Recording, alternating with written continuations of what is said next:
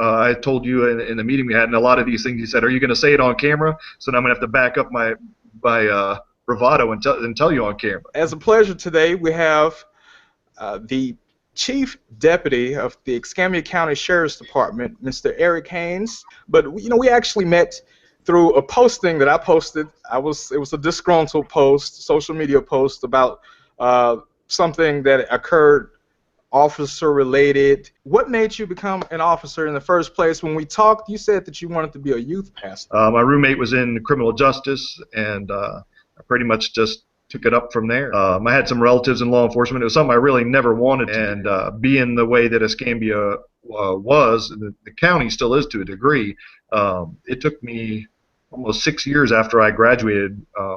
That was when I had a master's degree, 6 years to get on the sheriff's office, because I wasn't related to anybody or didn't know anybody. Coming onto the sheriff's department, is there some type of preference? In the 90s, that's the way it was. It's one of the things I stress every day, that good old boy system, I guess we should say. Anything we can do to squish that, the better. What are you guys doing that's specific to engaging minorities to join the police department? And if you're an African American that graduates from a police academy, if you get a year or two under your belt, you're going to be heavily recruited by all the other agencies. We're progressing. It was only 6 years ago that the first female black officer retired, and like we talked about at lunch, it's a problem that's decades and centuries old, that we're trying to fix. The chokehold, and that's something I asked you about in our prior meeting, and you came out outright and said it. Hey, here in Escambia County, we don't allow that. It's counted as deadly force. It's the same as if you shot them. It's a last resort.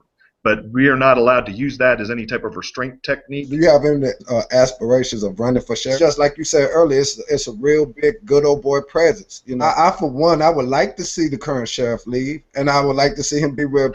I mean, you're saying all the right things, and I really like it. I give everybody face value, the benefit of the doubt. So I just want to just put that bug in your ear. Maybe you should start thinking about it. I talked with Jabril about this. The sheriff has reached out more than any other sheriff, in my opinion, to the black community.